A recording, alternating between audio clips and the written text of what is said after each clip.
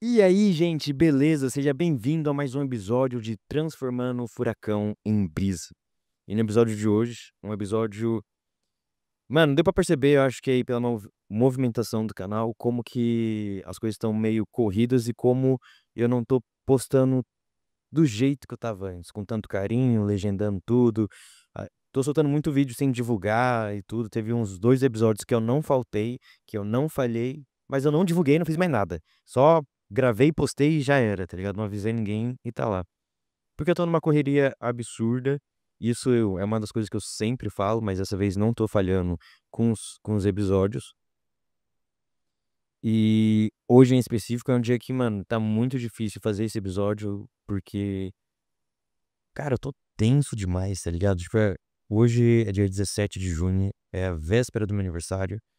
Amanhã eu completo 27 anos. E, tipo, todo esse bagulho. Eu venho falando isso nos meus últimos episódios sobre o inferno astral e sobre como eu tenho parado, pensado e refletido sobre mais encerramento de ciclo, mais um ano concluído. E aí, tipo, eu não tava bem com isso, né? Então eu resolvi piorar tudo.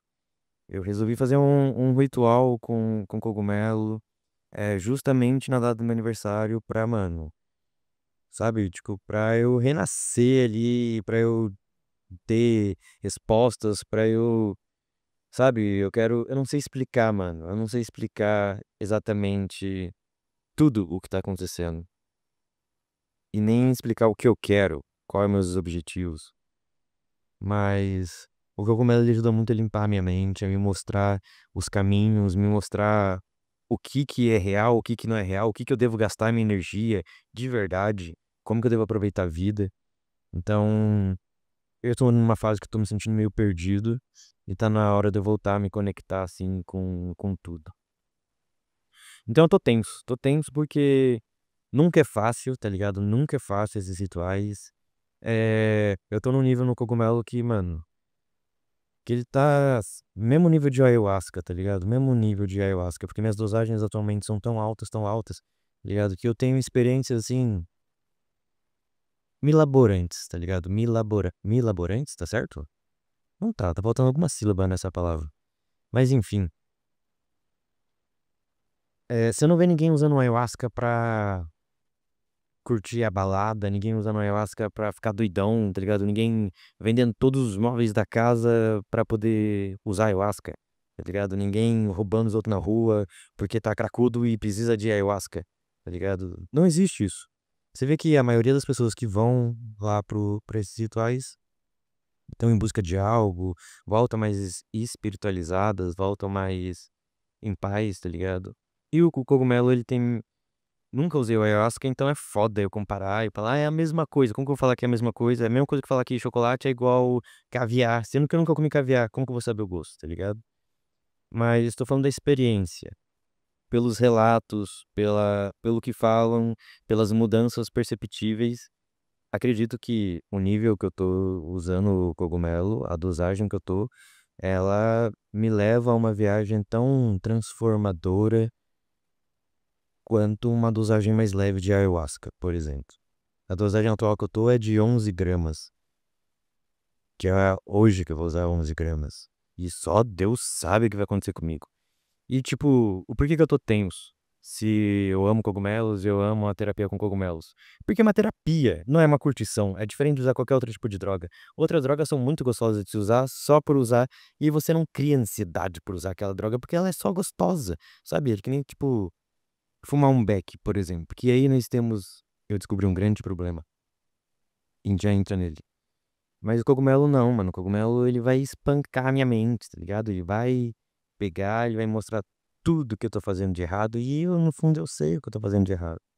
Sabe? Tipo, é que nem você aparecer na frente de Jesus assim e ele mostrar todos os seus pecados assim em um filme. Não é que ele vai falar, ó, você um dia fez tal coisa. Não, ele vai te mostrar e você vai olhar, ver aquilo acontecendo, falar, mano, que filho da puta que eu sou, mano, que arrombado, mano.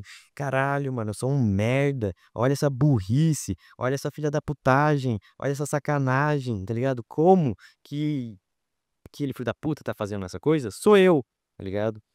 Então, tipo, eu sinto que esses rituais de cogumelo são tipo como se fosse o juízo final que a Bíblia fala, tá ligado? Então dá medo pra caralho. Como você não vai ter medo do juízo final? Como você não vai ter medo de olhar pra todos os seus pecados, pra todas as merdas que você fez, tá ligado? E receber o julgamento divino, tá ligado? Isso é muito pesado, tá ligado? Então, tipo, muitas vezes eu já tive nesse julgamento divino e escutei coisas horrorosas, escutei, tipo, tá ligado? Tipo, eu nunca sou humilhado e, sabe? É sempre, tipo, mano, olha como você é. Sabe? Sabe o que Jesus faz? Que ele mostra, tipo, numa frase, numa parábola, numa historinha, ele te mostra o quão burro você é, o quão egoísta e quão animal você é, quanto te falta racionalidade, quanto que te falta inteligência. Mas sem te falar de burro, ele só te mostra, mano, olha isso aqui.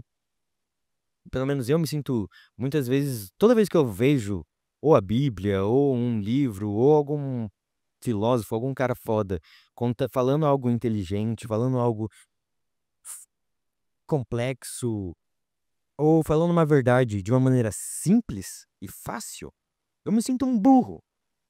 Então, o do cogumelo ele faz um pouco disso, mas não só de sentir burro, mas de sentir falho, se sentir, sabe, você consegue ver seus erros, tipo, como posso explicar? Uma pessoa gordinha que quer emagrecer, só que ela tem uma vida muito estressante, uma vida muito difícil, uma vida muito complicada, e ela é muito corrida, e ela sempre acaba descontando a comida, ou não tem tempo direito para fazer dieta, e ela não consegue emagrecer de jeito nenhum, mesmo fazendo academia. E conscientemente, ela fala pra todo mundo: pô, mano, eu faço dieta, eu faço academia e não emagreço de jeito nenhum. Meu Deus, eu não tô feliz com o meu corpo. Vou lá no sacrifício fazer academia, eu odeio fazer academia. Várias vezes fico sem comer, fico de jejum, passando fome aí pra emagrecer, não emagreço. Mas é real que essa pessoa, tipo, ela tá sempre comendo uma pizzinha ali, uma coxinha aqui, várias coisinhas que vão dificultar ela de ter uma dieta por conta da vida corrida dela, só que por conta da vida corrida e estressante dela, ela se permite falhar nessa dieta, falhar na sua meta. Se essa mesma pessoa que sai falando pra todo mundo, mano, eu tento, tento, tento, tento e não consigo, ai, como a vida é difícil, como o mundo é injusto, ai, que vontade de desistir de tudo, usa cogumelo, essa sensação de injustiça, a sensação de o mundo é ruim, as coisas não funcionam pra mim, viram uma sensação de culpa e de consciência de, mano, eu consigo conscientemente ver todas as vezes que eu escolhi a opção errada. Eu consigo recordar daquele dia que eu vi uma feira e aí eu tinha lá várias frutas para comer, eu estava com pressa para o trabalho, tinha várias coisas para mim comer e eu preferia ali ir na barraca do pastel e comer uma fritura, de vez em comer algumas frutas ali. Então, naquele dia eu tinha a escolha na minha mão. Eu tinha o dinheiro e era o mesmo tempo para poder comer tudo, mas eu escolhi a coisa menos saudável porque era mais prazerosa e porque eu estava irritado e eu achei que eu merecia sentir uma coisa gostosa, então eu comi o pastel e por isso que eu não consigo emagrecer.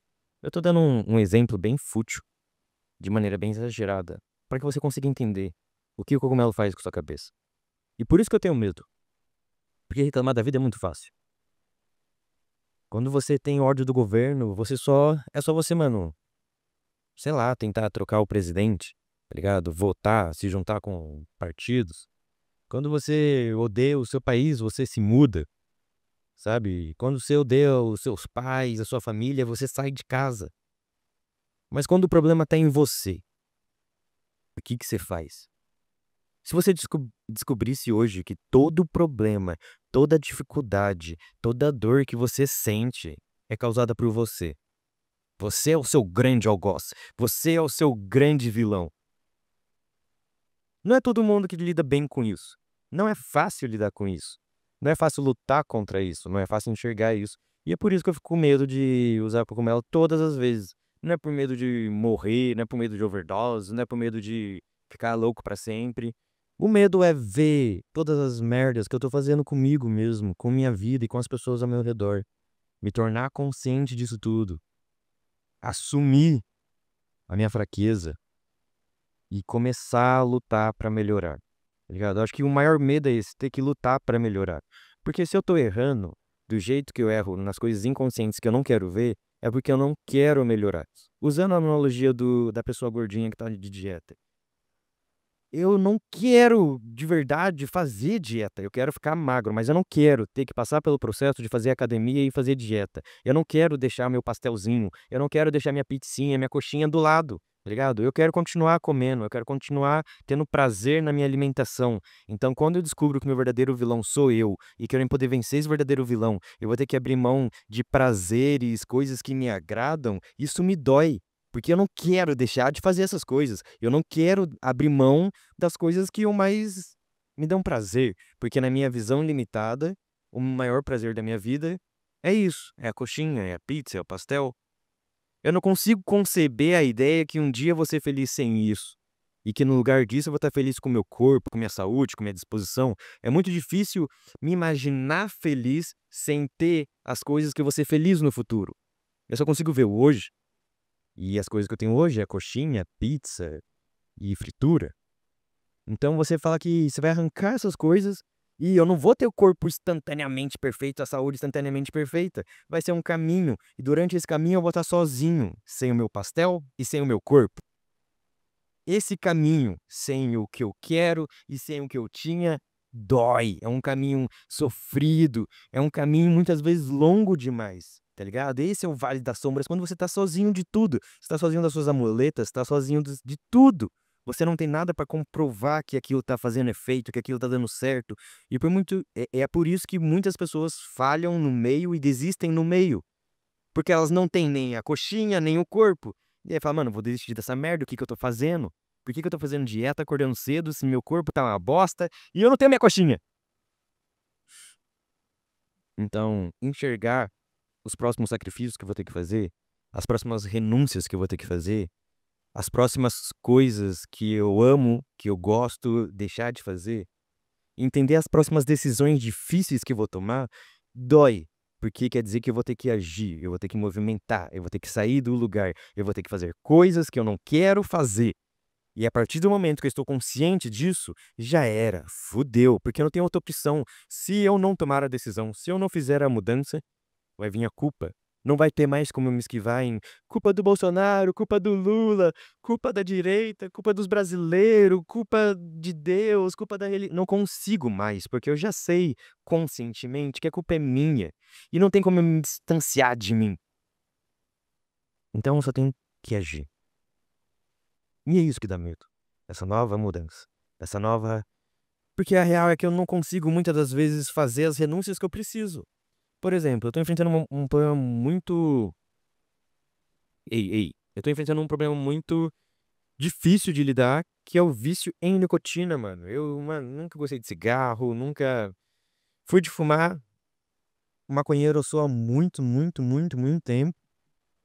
E, cara, fiz uma burrice há muitos anos atrás, e no dia que eu fiz aquela burrice, daquela escolha, eu sabia que aquilo ia me fuder no futuro. Um dia eu pensei, mano, e se eu misturar minha maconha com tabaco pra poder render mais, pra poder ter mais, eu gastar menos dinheiro. No fundo, eu sabia que aquilo um dia seria um problema. O que começou com pouquíssimo tabaco, apenas para poder render um pouco da minha maconha, virou em cada vez mais tabaco, menos maconha, mais tabaco, menos maconha. Tabaco meio a meio, tabaco e maconha. Até que um dia, mano, eu comecei a fumar muito mais tabaco do que maconha. Até alguns dias eu comecei, mano, até a deixar a maconha meio que de lado e fumar só o tabaco. E aí eu comecei a perceber que, tipo, eu compro tabaco, os pacotinhos de tabaco, sabe? Tipo, vem 40 gramas de tabaco. Que geralmente pra mim durava um mês, 2 meses, às vezes durava 3 meses. Um pacotinho de tabaco de 40 gramas. E hoje eu tô percebendo que, mano, tá indo embora muito mais rápido. Minha maconha, pelo contrário, sempre é embora, tipo, eu não quero falar de gramas, assim, nem de grana, mas minha maconha sempre foi um consumo alto e sempre tava indo comprar mais. Toda semana eu tinha que comprar mais. Toda semana. Eu sempre contei o quanto eu gostava de maconha, não por mês, mas por semana, porque toda semana eu tinha que comprar, porque eu usava bastante. Até que eu percebi que eu estava comprando maconha de duas semanas, de uma a cada 3 semanas. Ou seja, eu tava usando muito menos, mas muito menos. Então foi aí que eu acordei e percebi, caralho, tô viciado em nicotina. Muitas das vezes eu fui atrás de fumar um beck por conta da nicotina, pensando que era maconha. E a maconha que é algo que, mano, é muito bom. Ele tem um quê psicológico de te ajudar, de uma pá de coisa. Eu fui deixando de lado e ficando só com a nicotina do tabaco. E o porquê que eu fiz isso é que muitas das vezes, principalmente quando eu tô com ansiedade, medo, sabe, aquela tristeza profunda, aquela dor no coração, aquela coisa horrível, aquele sentimento, sabe, de desespero. Quando eu fumo um tabaco, mano, ele dá um twin na minha cabeça, ele faz, tipo, eu aterrissar, assim, um pouco, sabe? E parece que aquela dor, ela some. Aquela angústia, ela é silenciada com o sentimento de, nossa, mano, agora tá gostosinho. Nossa, agora eu tô do jeito que eu queria ficar. Você fica relaxado, mano. Fica assim, ó. Que parece muita maconha, porque, tipo, a maconha também te dá uma relaxada, mas não assim de, tipo, mano, você deu uns 2, 3 tragos e tuim, e afunda. Já começa aqui, ó, tá tudo tranquilo. Só que isso dura pouco tempo. Daqui a pouco, caralho, mano, tô ligadão de novo. Aí fuma mais, tô ligadão de novo, tuim. E aí fica nessa, tá ligado? Por isso que eu tava fumando pra caralho. Porque a maconha mesmo, se eu fumasse só a maconha, eu ia fumar back inteiro, não ia sentir nenhum twin, não ia sentir nada, e ia pensar, mano, ai, tô ficando chapadinho. Daqui a uns 30 minutos eu ia ficar, nossa, mano, tô chapadão, sei lá o quê. Ia curtir o dia, ia, mano, trabalhar, fazer as coisas, tomar um café. Ia ficar chapado, mano, até, sei lá, mano, um bom tempo. Fica, sei lá, umas 3, 4 horas assim, meio chapado. E o meio chapado, o que que é esse meio chapado? Não tá estressado, não tá puto, não tá acelerado. É tá calmo, é tá tranquilo, é tá observando as coisas com mais calma, é tá lidando com as coisas com mais calma, é responder as coisas com mais calma. Porque pra uma pessoa que tem um pensamento muito acelerado, a cabeça muito pá, tá ligado? Às vezes uma pessoa te fala um negócio simples e você já responde no ataque, já responde sendo grosso, já, tá ligado? Vem cheio de arma na mão, que se você parasse pra pensar 2 segundinhos, você daria uma resposta completamente diferente. A maconha, ela te dá esse 2 segundinhos. A pessoa perguntar e você. Ah, e começar a responder, tá ligado? Às vezes, muitas vezes eu tô chapado e tô lá, mano, a pessoa me falou um negócio, eu já pensei em 1 bilhão. Aí eu, opa, e respondo, ou fico quieto. Ou fico quieto, ou calo minha boca. Ou não falo mais nada, tá ligado? Então, essa possibilidade de poder não estar no piloto automático, não sentir e já vazar. Poder passar por um processo de análise, mano, como que eu vou reagir, como que eu vou falar, como que eu vou me mexer, sabe? E tudo funciona mais devagar, mais calmo, mais fácil. Eu tenho muito problema com muitos estímulos, sabe? Muita gente falando, muita gritaria, muito trabalho pra fazer, muitas tarefas, horário e maluco. Quando eu uso maconha, tudo fica devagar, eu consigo analisar, beleza, isso aqui é o que eu tenho pra fazer, essas são as minhas tarefas, as pessoas estão falando isso aqui, essa tá falando isso. E aí tudo fica devagar, eu vou lidando com as coisas um pouquinho de cada vez. Então, eu deixei a nicotina entrar na minha vida erroneamente. E agora é meu papel fazer ela sair da minha vida, o que é muito complicado, o que é bem difícil, pra se falar a verdade. Porque me deixa irritado, sabe?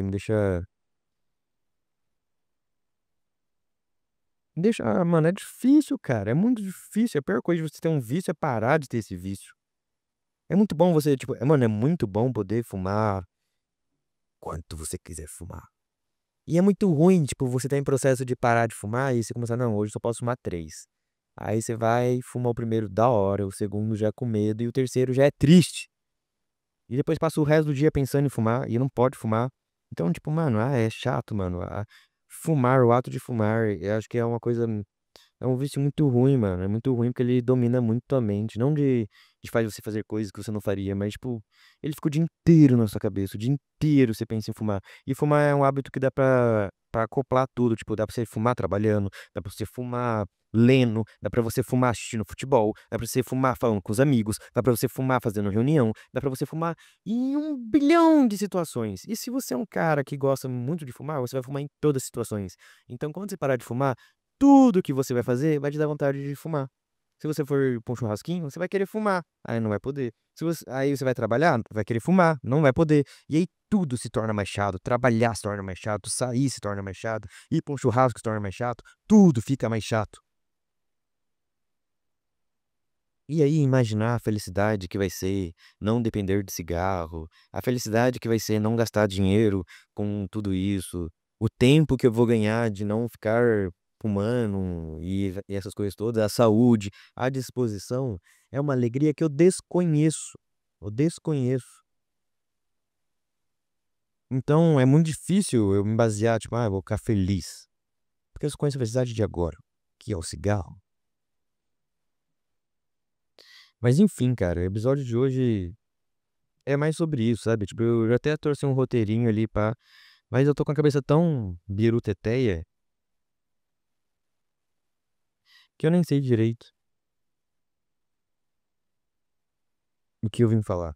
Sabe? Eu vim falar de duas coisas. Uma das coisas que eu vim falar é trazer um questionamento pra eu resolver aqui, já que eu não consegui resolver sozinho com a minha mente. Que é.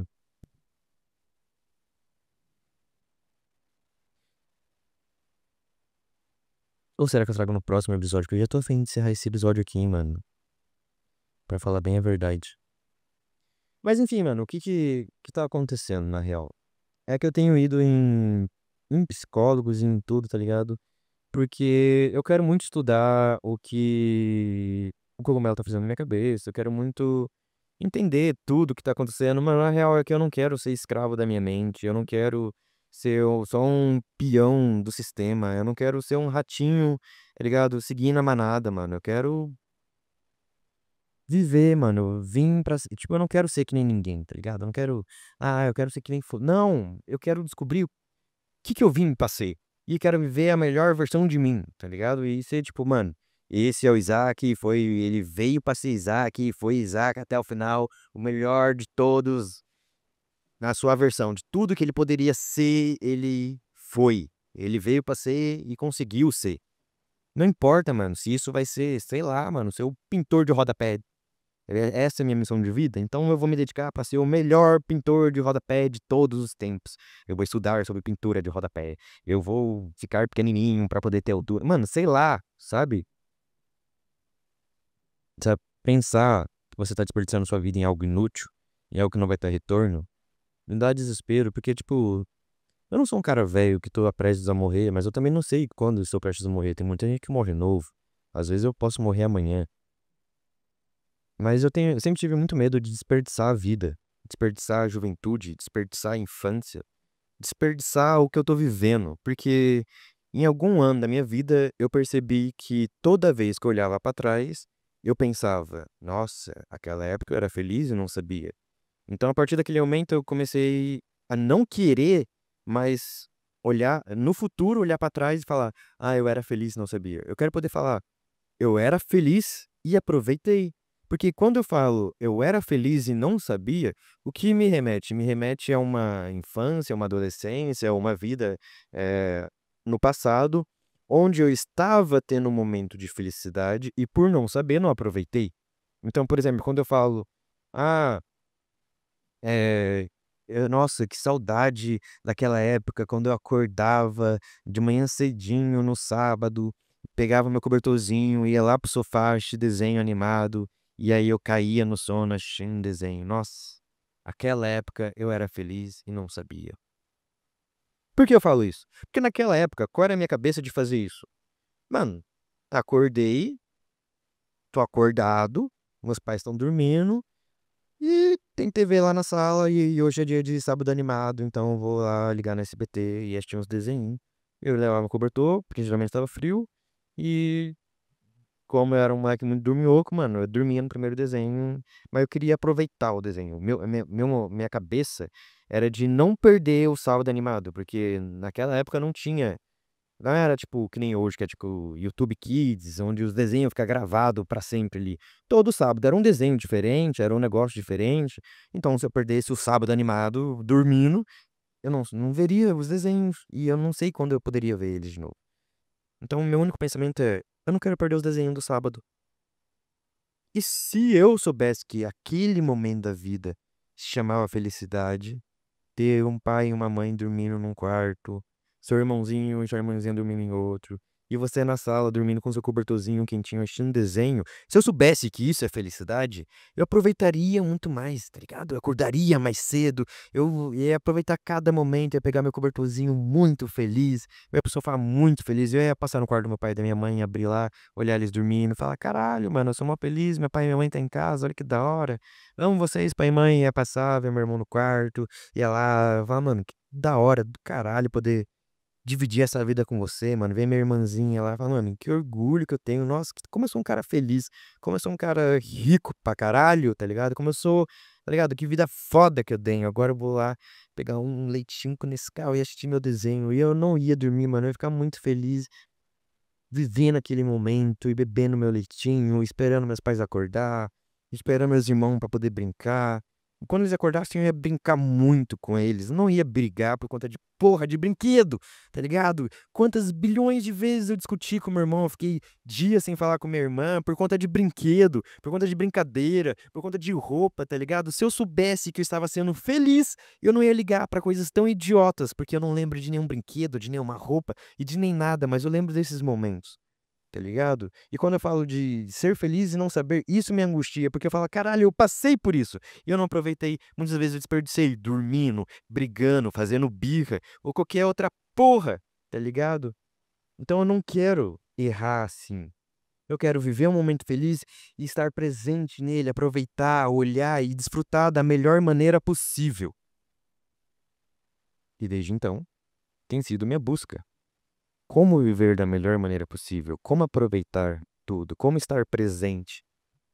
Como não ter ansiedade, depressão? Como não brigar, não se afetar por coisas banais, por coisas fúteis, fúteis, como por exemplo os brinquedos, as roupas e as briguinhas. Mano, eu tinha muita briga com meus irmãos, a gente brigava muito, muito, muito, muito, muito mesmo, tá ligado? Porque por tudo, por tudo, por tudo. A gente disputava a atenção dos pais, a gente disputava brinquedo, a gente disputava cama, a gente disputava comida, a gente disputava tudo, tava sempre em disputa, sempre em competição, sempre em diz que me diz, que em porrada aqui, porrada ali.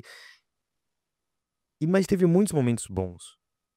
Porque eu estava inconsciente, mano. Eu estava inconsciente. E eu muitas vezes deixei meu lado animal, meu lado burro, meu lado egoísta falar mais alto e estraguei em momentos de felicidade. Eu posso dizer um momento que ficou marcado na minha memória. Uma vez, tipo, eu sou de 98, então eu vi a tecnologia chegando, a internet chegando, o celular ficando popular, eu vi isso tudo acontecendo durante a minha infância. Então eu consegui viver uma vida onde não existia isso, onde não existia cultura de internet, cultura de ficar no celular, as pessoas não ficavam andando com o celular, não ficavam olhando com uma tela, as pessoas viviam, eu consegui viver esse trecho e eu vi as coisas ficando do jeito que estão hoje. Então, eu passei uma infância, tipo, meu pai, ele trabalha com tecnologia, trabalha com internet e essas coisas, sempre trabalhou. Então, toda a minha referência de tecnologia, internet, sempre era ele. Tudo que chegava de novo no mercado, de que, ai, lançou o Facebook, ai, lançou tal aplicativo, lançou tal. Ele sempre estava ali estudando. Então, eu meio que sempre, por alto, ficava sabendo das coisas. E quando a gente finalmente teve um computador, e eu sabia dos videogames, dos jogos, tudo. Eu demorei muito pra ter um videogame, muito pra poder jogar, fazer alguma coisa assim. Mas um certo dia, mano, meu pai, sei lá o que aconteceu, ele tava com mais dinheiro. E aí, a gente foi numa banca de jornal. Mano, eu lembro de tudo. Eu lembro onde foi a banca, eu lembro tudo, tudo, tudo, tudo, tudo, tudo. Engraçado como essas coisas ficam marcadas na memória. A gente tava indo numa banca de jornal, meu pai levou a gente na banca, eu não sei por que caralhos. E aí a gente sempre comprava umas revistinhas lá de desenho, aquelas revistas Recreio, tá ligado? Aquelas revistas de pintar, desenhar, umas coisas, revistinha boba. E aí meu pai parou numa banca e viu uma revista lá que vinha com um CD com 4.000 jogos, sei lá o que, sei lá o que. Já devem ter visto esses CDs. E aí, mano, meu pai falou: ah, vou comprar aqui, mas ó, essa revista aqui já é um pouco mais cara. Então, mano, ia meter aquela conversa, tá ligado? Ó, então durante o mês vocês não vão ganhar mais nada, e nem me peçam mais nada, mas se você fizer o cálculo aqui, ó, 4.000 jogos.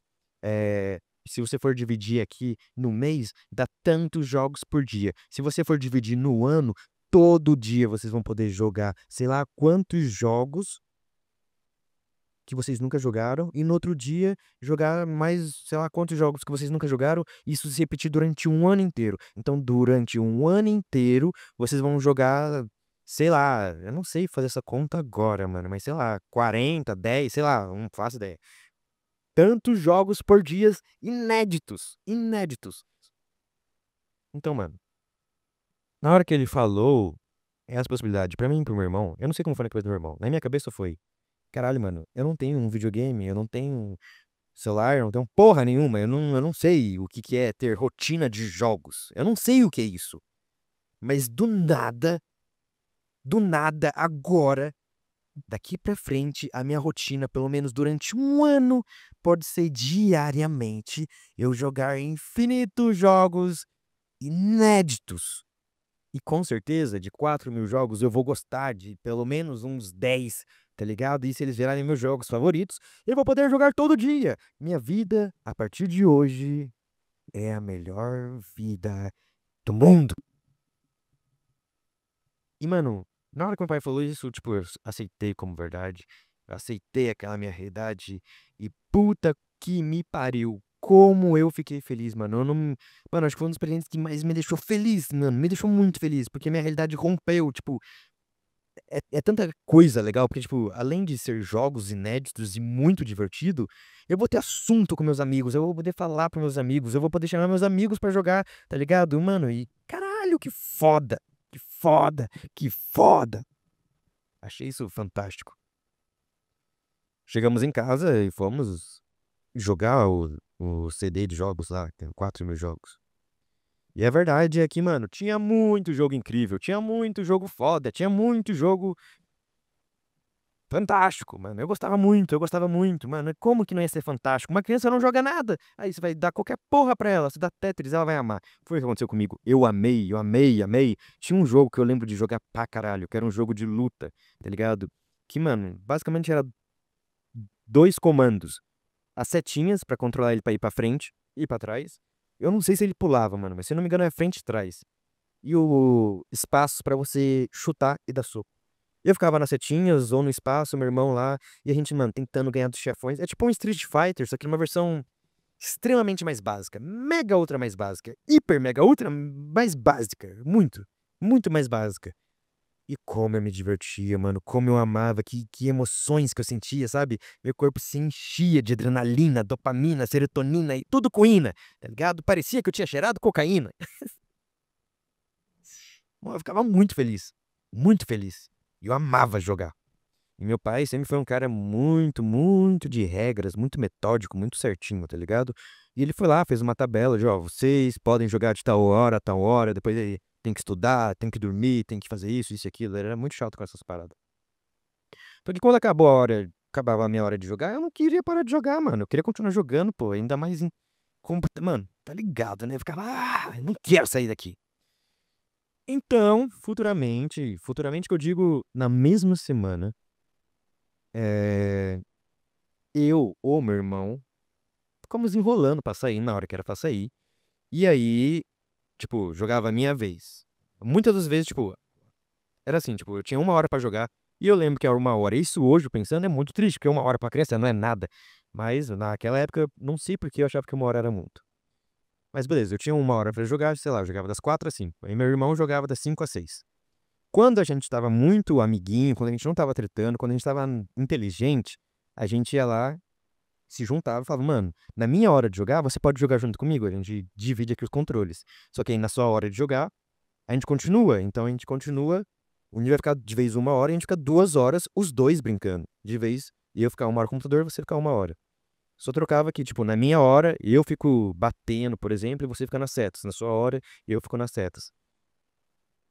Era um acordo que fluía bem. Até um dia não fluir bem, até um dia alguém não cumpriu o acordo, alguém atrasar, eu não lembro quem foi que fez o quê. Talvez, se eu não lembre, o culpado seja eu. E aí, beleza, a gente começou a discutir, começou a gritar e se bobear, até se pegar no murro por conta desse jogo. Meu pai tava trabalhando, tava estressado de trabalho, passando várias fitas, e aluguel, e a comida pra casa, várias coisas, tem que pagar, é mesmo estressante. E minha mãe tava em casa cuidando da gente, já estressada, já cansada também, tá ligado? E a gente discutindo, ela meio que deixou nós quietos, falou, mano, quando seu pai chegar, eu vou contar pra ele, ele vai resolver isso aí. E aí eu lembro, mano, nitidamente, do meu pai chegando em casa, eu e meu irmão na frente do computador, discutindo, meio que se pegando na porrada ali. Meu pai chegou e minha mãe falou, ó, os meninos ficaram o dia inteiro brigando porque esse maldito CD aí desse jogo, não param de discutir, já saíram na porrada, que sei lá o que, sei lá o que lá. Meu pai não pensou 2 vezes, mano. Andou na frente do computador, retirou o CD, quebrou o CD e falou, pronto, agora não tem mais briga, porque não tem mais jogo. Depois daquilo, eu nunca mais ganhei aquele CD, a gente nunca mais achou aquele CD. Tá ligado? E aquilo, mano, foi tipo na semana que a gente comprou o CD. Tá ligado? E eu tô falando na semana, assim, não é exagerado. Talvez seja tipo um dia depois, tá ligado? Então, na minha cabeça, que eu tinha 1 ano de experiências fodas, foi destruído. Então não é mais, tipo, eu já não tinha nada. Mas você me deu a ilusão que eu vou ter. E aí eu já tinha concebido que durante um ano inteiro minha vida ia ser foda. E aí, do nada, mano, minha vida voltou pro nada. E o que mais me deixou puto é que, mano, além de não ter nada pra brincar, não ter nada pra jogar. Brincar eu tinha brinquedo, tinha um monte de coisa, pô. Mas além de eu não ter mais jogo, contato com o jogo, não ter mais assuntinho com meus amigos, eu deixei de descobrir 3.500 jogos, mano, e muito mais do que isso. Eu devo ter descoberto uns 10, 20, 30, no máximo uns 50 jogos, no máximo, no máximo. Então, saber que um dia aquele CD esteve lá e que eu não descobri, não joguei todos os jogos e passar o resto daquele ano todinho sem jogar, porque a gente não jogou, ele não comprou o CD, a gente que não voltou até aqui. E futuramente a gente ganhou um outro CD, mas, mano, não era com tantos jogos, não era tão legais, não tinha. Tá ligado? Quando eu recebi, eu já. Ah, não é a mesma coisa. Tá ligado? E já era outro tempo também, onde já os videogames já era mais popular. Tipo, não foi o mesmo gosto. E, tipo, saber que o meu egoísmo, a minha imaturidade, a minha burrice fez estragar uma coisa que eu mesmo amei, eu mesmo ia ficar muito feliz. É apenas uma analogia, uma parábola, um exemplo do que muitas vezes acontece na minha vida adulta ainda. Que muitas vezes eu fico lá brigando por um negócio e aí eu perco o negócio e poderia ser algo que me deixaria feliz por muito tempo se eu tivesse cabeça, se eu soubesse lidar, se eu soubesse o momento certo de brigar, os motivos pelo qual eu devo brigar. Então, a minha busca é por isso. A minha jornada é em busca de como viver a vida da melhor maneira e como parar de perder, como manter perto de mim as coisas que eu amo, as coisas que eu quero, como me aproximar das coisas que eu almejo, de vez ficar perdendo por distrações e futilidades. E para isso vou ter que passar por renúncias, sacrifícios, e por mais que a jornada seja complicada, eu sei que vai ser recompensador. Mas às vezes só dá medo de dar o primeiro passo. Mas mesmo com medo a gente vai, beleza? O episódio de hoje foi esse, um episódio bem. Mano, eu montei um roteiro, eu não segui nem um pouco do roteiro. No episódio seguinte eu sigo o roteiro, porque o roteiro tá bem bom. Mas é isso, gente. Obrigado por quem assistiu. Tamo junto aí. E uma ótima semana pra vocês aí. Vocês estão ligados, né, gente? Curte, comenta. Me segue no Instagram. Instagram vira e mexe, aparece aí. E é isso. Abraço pra geral, tamo junto e até o próximo episódio.